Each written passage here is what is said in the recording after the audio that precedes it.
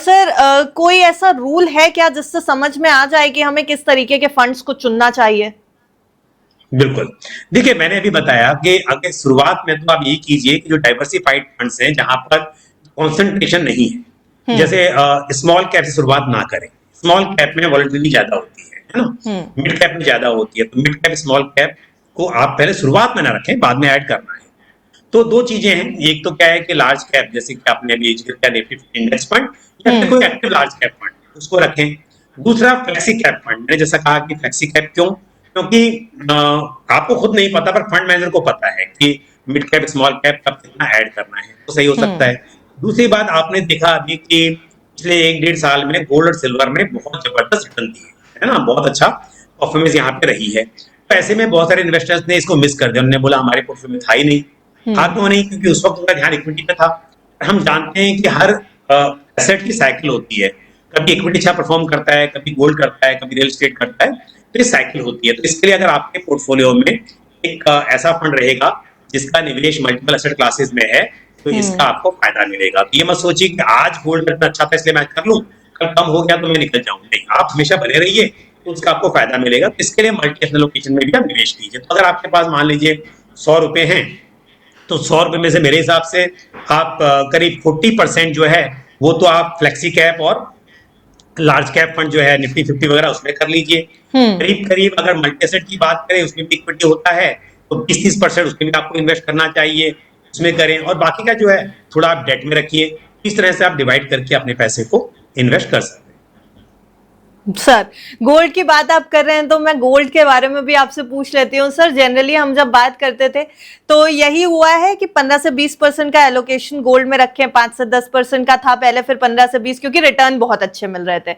लेकिन गोल्ड और सिल्वर आकर के हो गए स्टैग्नेंट एक पॉइंट पे, और उसके बाद कीमतों में जो वोलेटिलिटी आई है, जितने भी लोगों ने गोल्ड के रिटर्न्स को देख करके इन्वेस्ट करना शुरू किया था, सब पैनिक मोड में चले गए हैं।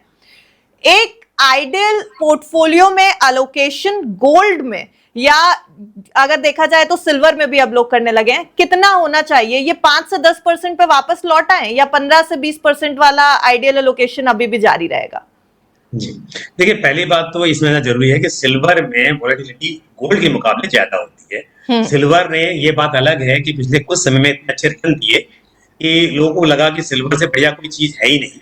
बट उतार हमने देखा कि 4,20,000 पर केजी का भाव चला गया था, जिससे हम काफी नीचे आ गए।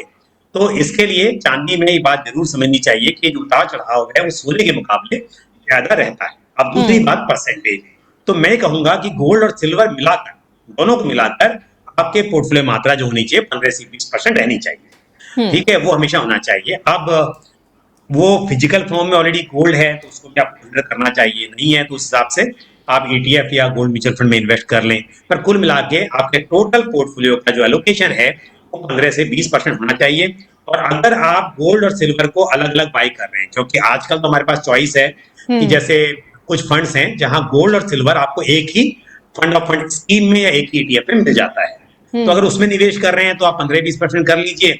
अगर अलग अलग कर रहे हैं तो मैं तो कहूंगा कि 15% गोल्ड और 5% सिल्वर। गोल्ड ज्यादा होना चाहिए, सिल्वर कम होना चाहिए। ठीक है, क्योंकि क्योंकि क्या होता है, निवेश में रिस्क मैनेजमेंट ज्यादा इंपॉर्टेंट है रिटर्न्स चेज करने से।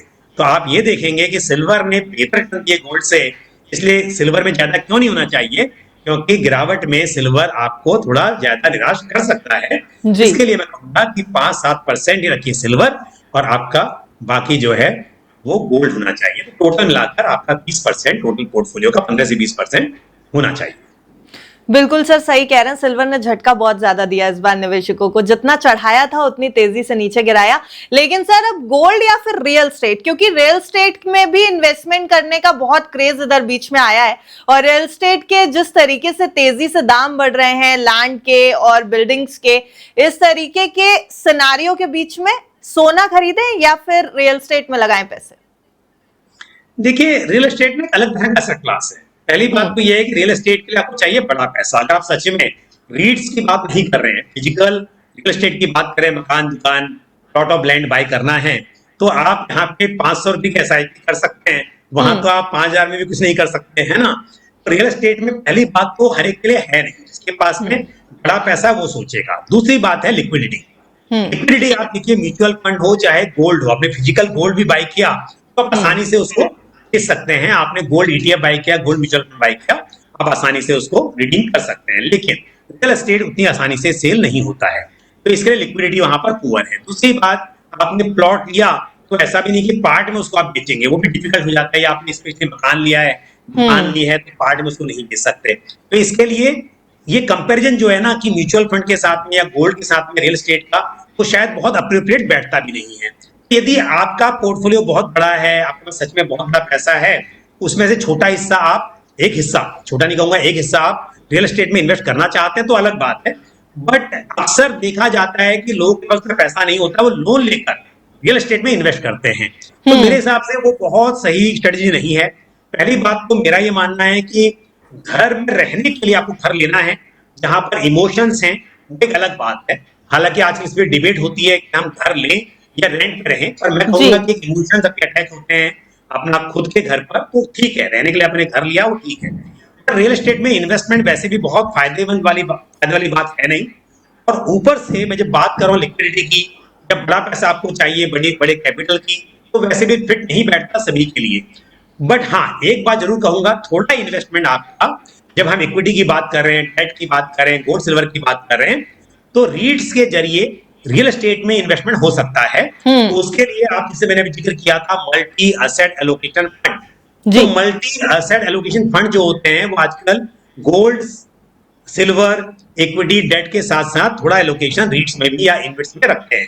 तो इसके लिए अगर आपको चाहिए कि आपका एलोकेशन थोड़ा रियल एस्टेट में भी हो, तो मेरे हिसाब से मल्टी एसेट एलोकेशन फंड के जरिए रखिए। या आप थोड़े से और स्मार्ट है इन्वेस्टमेंट में, तो आप रीट्स में अलग से इन्वेस्ट कर लीजिए, जिसमें छोटी मात्रा में आप कर सकते हैं। पर अगर आप पूछ रहे हैं कि हम घर बाय करें इन्वेस्टमेंट के लिए, मतलब मकान करें, दुकान करें, तो मेरे हिसाब से वो बहुत अच्छा इन्वेस्टमेंट नहीं है। सर, एक आखिरी सवाल, जब हम ये सब कुछ डिस्कस कर रहे हैं तो कहीं ना कहीं लोगों को ये जरूर समझ में आया होगा कि हम इस इंडेक्स फंड में चले जाएं, हम गोल्ड में इतना पोर्टफोलियो रख लें, इतने इस वाले रूल पे अगर चलेंगे तो शायद फाइनेंशियल प्लानिंग बेहतर होगी। लेकिन फिर भी टॉप 3 ऐसी फाइनेंशियल टिप्स जो पंकज सर की तरफ से आ रही हैं, जिससे आगे आने वाले समय में बिगिनर्स का फाइनेंशियल पोर्टफोलियो, फाइनेंशियल बजट एकदम सूद हो जाएगा, इन्फ्लेशन की मार से भी बच सकेंगे और बाजार के उतार चढ़ाव से भी बच सकेंगे।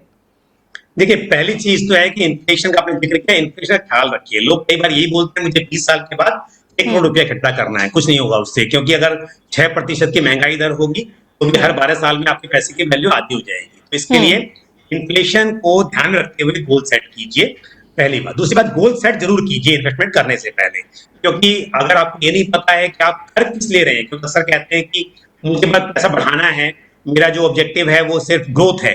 वो ग्रोथ तो चाहते ही हैं, लेकिन किस मकसद से करना है तभी उसे आप ट्रैक कर पाएंगे और तभी आप सही एसेट क्लास में इन्वेस्ट कर पाएंगे। अब एसेट क्लास की बात होती है तो इंपॉर्टेंट है एसेट एलोकेशन। जैसा अभी हम जिक्र कर रहे थे कि सिल्वर ने, गोल्ड ने बहुत से रिटर्न दिए, लोगों का इन्वेस्टमेंट था ही नहीं उस वक्त पर, और जब इन्वेस्ट किया उसके बाद वो गिर गया। तो हमेशा ध्यान रखिए, आप टाइम नहीं कर सकते मार्केट को। आप अपने पोर्टफोलियो में गोल्ड, सिल्वर जैसे कमोडिटी या आपके इक्विटी और डेट सबको रखना है। कभी भी ऐसा ना करें कि जो एसेट क्लास बहुत ज्यादा रिटर्न दे रहा है आप पूरा इन्वेस्टमेंट उसमें कर लें। आपको डाइवर्सिफाई करना है पोर्टफोलियो।